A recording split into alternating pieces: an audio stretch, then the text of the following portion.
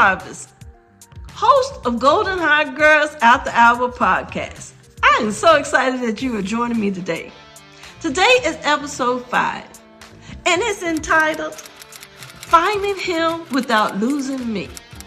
Because girls, how many times have you been in a relationship where you're giving 80%, they're giving 20%?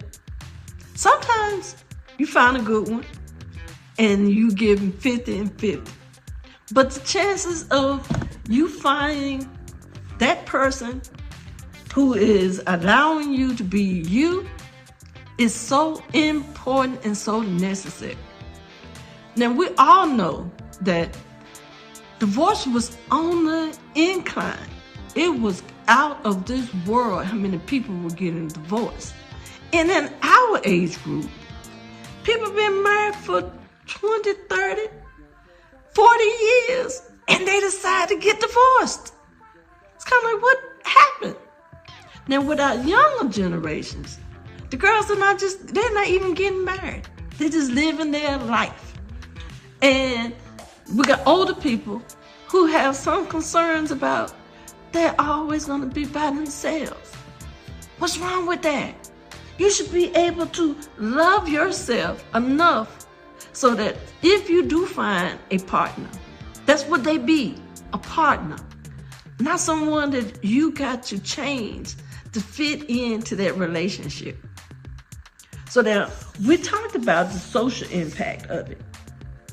And so, one of the things that I want to say to you is, I can speak from experience.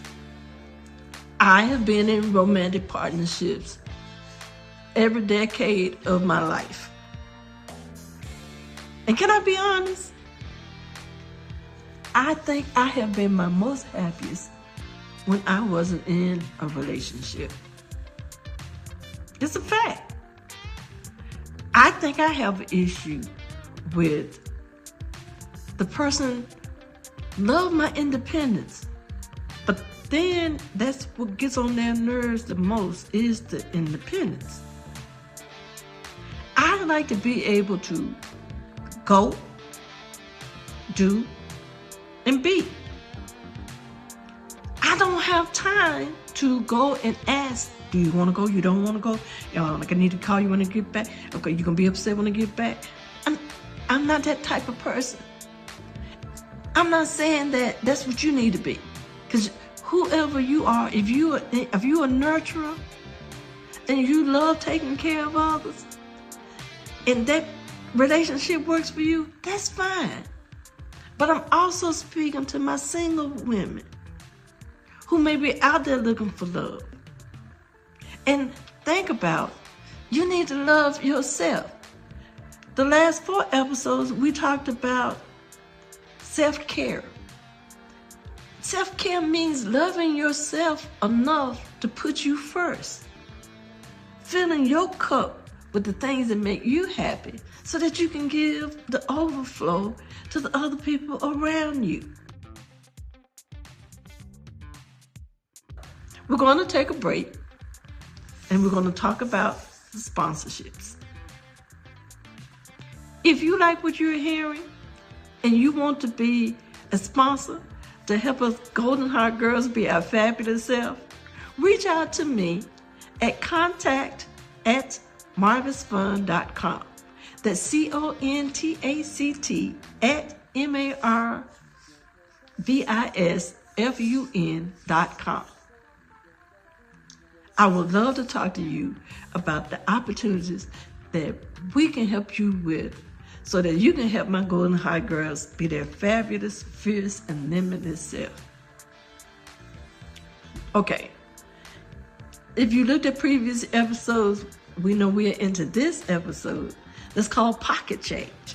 This is where I give you the no to low cost economic ways for you to be your fierce and limitless self as we talk about romantic partnerships.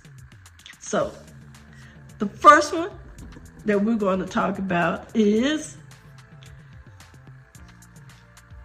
go look in your closet. This is for your body. We feed the body through movement. So in talking about feeding the body, you don't have to go and create a sexy outfit and buy it. You probably got something that makes you feel sexy in your closet already. Is it that good pair of jeans that just makes you feel just sexy? Is it a top that you wear, and when you in it, it pushes your chest up the way you want them to be? Is it a pair of earrings that when you wear those things, you are saying, I am here and I am represented? Look in your closet and see what you got. I would love for you to take a picture and send it to me so I can see what your sexy look like. Okay, so we talked about your body. Now we're going to talk about your mind. And one of the things that I talk about is affirmations. Now, y'all know that I'm unconventional when it comes to doing things. Affirmations is one of them. I don't have time.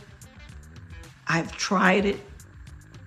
So me trying to go and find affirmations in books and looking at them daily wears me out. And I 9 times out of 10 can't do it. But it's the little things around the world that gives me the affirmations that I need. I saw one the other day that said, grow through as you go through. I love it. I was like, this needs to be on my phone. This needs to be what I need in my life. Now, I can't take credit for, I have to give credit to Stephen Barnes. He did a webinar and he talked about creating magic. I loved it. Steve, I hope you are watching this so that you know I'm giving you credit. And he talked about magic. Now that one I did put on my phone. Magic is the acronyms for mapping, action, gratitude, intention, and courage. Because girls, that's what we've been doing all our lives. As we've been nurturing and taking care of others, and we need that to come back to us, that's what it is. Mapping out a plan so that you're not in your season of lack, creating action plans and checking off those lists of the things that you did to get out that season of lack. Being grateful that what you have is enough. You know, that we always been told not to be worried about the Joneses. That's pretty much what gratitude is for me. Setting your day with intention. This is what I plan to get done today. Whether or not I get it done, it's a good thing. When I look at the end of the day, if I have accomplished something so that I feel good about myself, then my work is done. And now let's talk about courage. Because girls, how many times have you done something that you were afraid of, but you knew if you didn't do it, you were going to have a season of regret? So those things that you are thinking about, that you are afraid of, girl, do it with courage. That's what I did. This is one of the testaments to me doing something out of fear, having the courage to do it because I didn't want to live in a season of regret. Now, let's talk about your affirmations. With me, I do better with music. So I taught a class at a conference. I was one of the speakers. And one of the things that I said was, you can do affirmations through music. So if you hang with me, you know music is always at the foundation of who I am and what I do. I live by music alone. So what I suggested, or what I asked everybody to do, was do 3 things. Tell me in a song what you want. Tell me in a song what you need. And then tell me in a song what you have. So when I did that exercise, I had thousands of songs floating through my head about how I could answer these questions. And what I found out was they change. And so what I do now is when I hear a song and I'm like, oh, that's something I can use, I just add it to my playlist. So whatever way I'm feeling, because I'm not always up. Sometimes I'm down. Sometimes I'm in the middle. But wherever I am, I have music to be my affirmations so that I can get through the good, the bad, and the ugly. So I would encourage you to come up with 3 of those questions, songs that you have. But don't tell me you don't have a playlist. You either listen to the radio and you hum it, you got YouTube, Spotify, Apple Music, Amazon. You got all of those things at your disposal to create that list. And then I encourage you, when you're feeling whichever kind of way you need to feel, to listen to that song and see, don't it just make you want to change your mood? So we talked about the mind and we talked about the body, and now we're talking about the soul. The best way I can describe this is I date me. For those of you that survived through the pandemic and we were sequestered in our homes, did you decide whether or not you liked yourself or not? I loved myself. I thoroughly enjoyed being sequestered. I learned how to use the slow cooker liners. Burnt my first slow cooker out that I hadn't been using in years because I didn't like to clean the thing. But when I found the slow cooker liners, I was over there figuring out meals that I could just put in that bad boy and just cook. Let the aroma just do what it needed to do. I was over here reworking. I was using candles and I had a bunch that, didn't burn all the way down. I was over there on YouTube trying to figure out how to make me some more candles. I ended up doing a good job of it. And I wasn't being wasteful either. So what I also did is I went back to crocheting. I know everybody keeps calling me the line dance queen, but they don't know before line dancing. And